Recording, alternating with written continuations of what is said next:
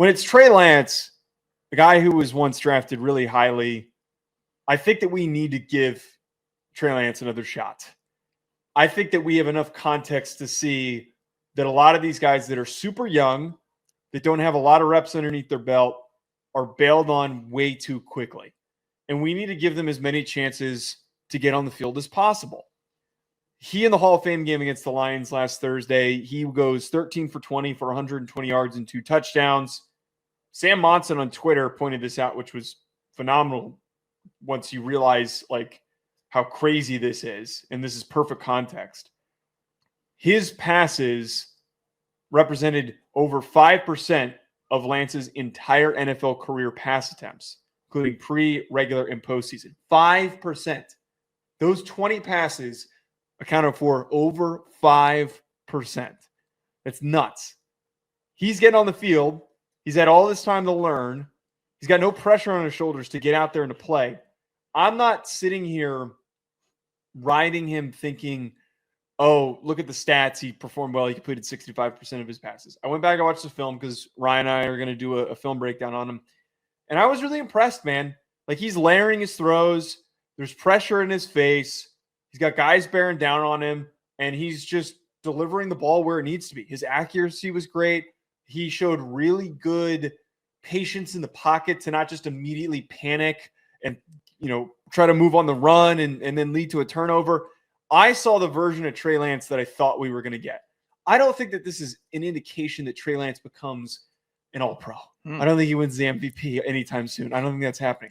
Do I think he could start? Yeah, absolutely. You're and like it. I think I'm not.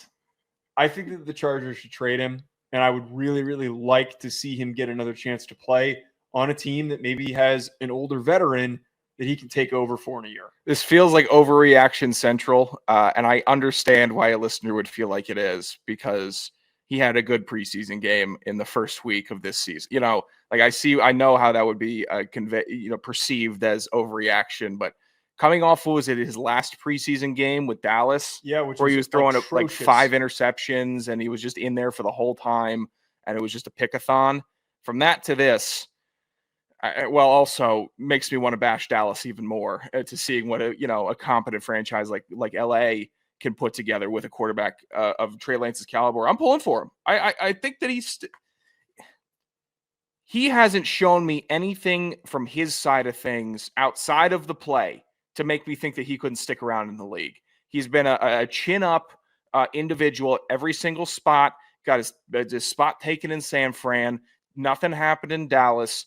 If he was too raw, he was too raw. But there wasn't a bunch of complaints. He just kept on getting shipped around. And he's going to keep on getting shipped around until he finds a spot. And if it's LA, so be it.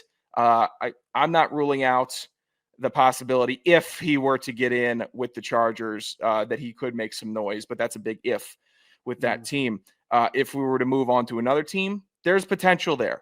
And honestly, I've seen enough of Josh Dobbs as a backup in the league. I've seen enough of these other guys that come in and they're fine and then they blow it and your team loses. I've seen it.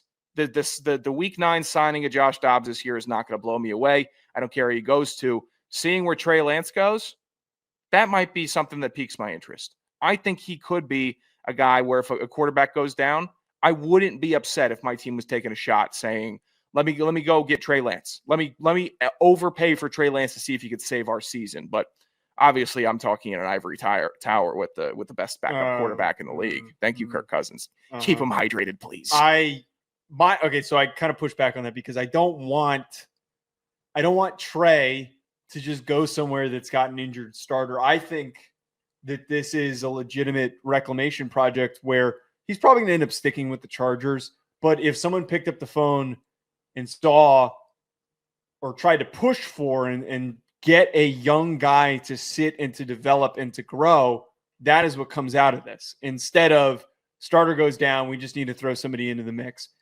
The two teams that I thought of, Pittsburgh Steelers and the LA Rams, both those teams, if their seasons go as planned, they will be picking in the back end of the first round. They will not be in the running to draft some of these top guys. It is very hard to turn a late first round pick into a reliable starter. Just history is against that. You have your Paxton Lynches of the world. If we go to the beginning of the second round and you're making picks, you've Jimmy G and Derek Carr as your few positive people that you can turn to. Lamar Jackson is an exception. It doesn't happen often. Yeah. So you can't be hoping. That was just a league-wide misjudgment. Right. You can't be hoping sitting there at pick 27, if things go really well this year, that you're going to get your future quarterback. You end up in the Kenny Pickett sweepstakes if you're Pittsburgh trying to do that again. The team that I like the most, though, I like the Rams. I really think with Stafford, we're on the last run here. Next 2 years, Trey Lance 1 year. could get. I don't think he's got 2 in him. Well, okay, so if it's 1, next year you move on.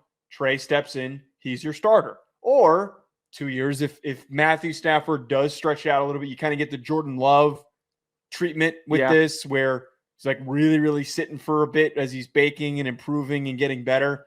Being around a true professional in Matthew Stafford would help him realize even further what he needs to do to get better.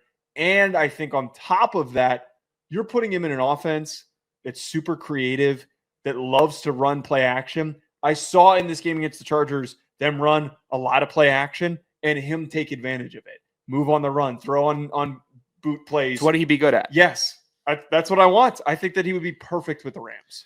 The Rams is fine. The Rams pick, it's going to universally work because I think you're buttering me up knowing that I respect the Rams organization so much and how they cultivate talent.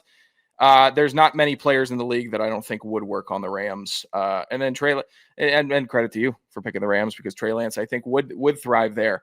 I am going the opposite route with him. I am looking for Trey Lance to come and be a hero. I want him to be a hero this late in his career with so much adversity and an injury under his belt. But I'm going to go with the big swing here. I want the Jets to pick up the phone, and when they botch it on Justin already. I want the Jets to have a second Justin Fields ready in the wing. That's what I want. See, you're just stacking exactly. the same guy. I don't want my team to miss a beat because I think that if the Jets really do it well with Justin Fields, they could be a good to decent team. And if you have a guy that can slot in right after, you don't miss a beat. I think Trey Lance could play a lot of that Justin Fields ball. Maybe he would be passing it a hair more, but he's got the legs. He's big and strong. He could slot right in, and I don't think that the Jets would be that bad. I don't think it would be a season ender if they had Trey Lance waiting in the wings and Justin Fields either had a really bad stretch or he went down. Not projecting an injury for the big horse because he's big and strong and he's handsome and a good quarterback, but if that were to happen, I want to have somebody that can step right in, fill the situation. Similarly, or I guess on the opposite side of that, I'm looking at Miami. I'm looking at an injury-prone quarterback in Miami. This one I don't hate. I think you can make this one work. And honestly, they got no one else that I'm going to be inspired to see. I would if Quinn Ewers stepped in and threw 3 touchdowns, I wouldn't be saying we need to start Quinn Ewers and start the statue for him in Miami. If Zach Wilson stepped in, threw a couple deep passes, it'd be the same. I would not be ringing the bell saying it's Zach Wilson time in Miami. Trey Lance gets down there. He gets down there, really starts operating, has the arm for Tyreek Hill. If he can have the discipline to hit Waddle and just run an unselfish offense there, it could work. Just be a distributor and not a home run hitter. And I think Miami could have something working with him. 2 big reclamation projects in the AFC East. Both of these teams get better if they have Trey Lance on their squads. I'm probably going to mess this up. I'm trying to figure out if Mike McDaniel was still with the 49ers when they drafted. I don't know if he was or not when they drafted Trey Lance, because McDaniel was the OC with the 49ers in 2021. This says, Wikipedia says that Trey Lance was drafted in 2021, but I don't know.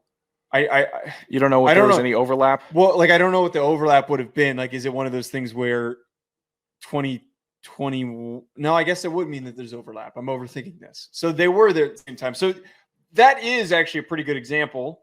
I like the Dolphins as a potential landing spot because all it takes is one more bonk on the head for Tua, and he's Yeah, He's not suiting up. We know the situation with Tua. It's been a head injury after a head injury, and nobody's happy about it. And it's not a good thing to see. Every time he goes down with a head injury, nobody's sitting here like, oh, Tua did it again. I'm angry at Tua. It's more of a, oh my God. Like, again, he can't get right. Like, you feel bad. But who are they going to throw in? Who are you going to throw in that's going to save a season?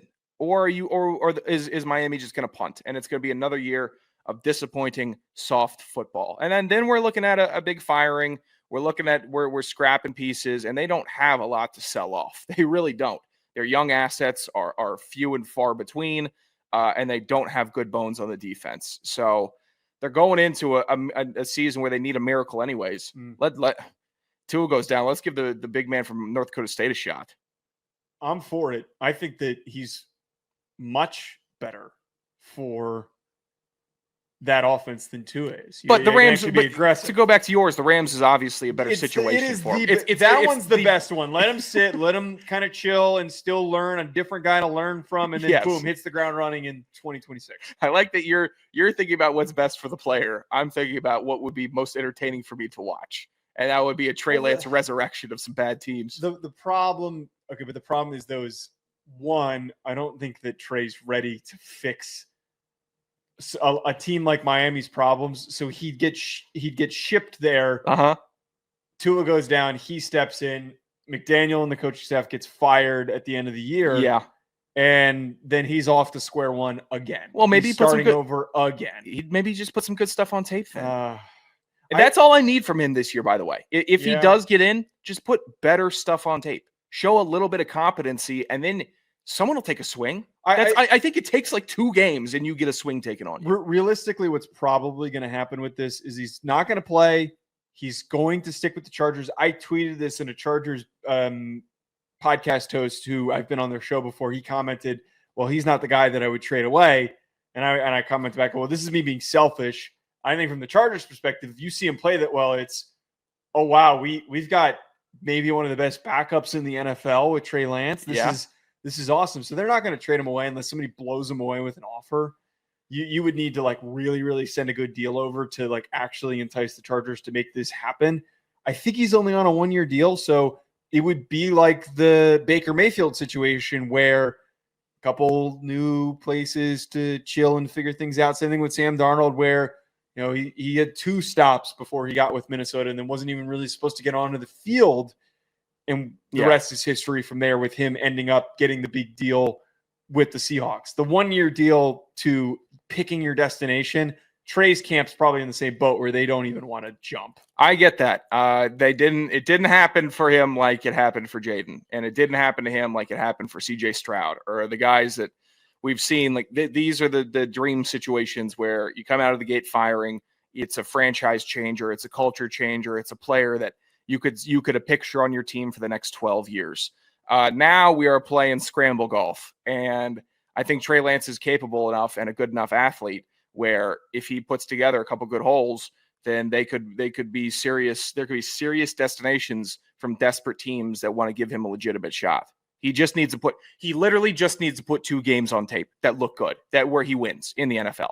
Not running around, not that crazy-ass game in Chicago where he was just sliding around in the rain. That almost doesn't count to me. That was a crazy weather game, and the 49ers were a much better team than the Bears.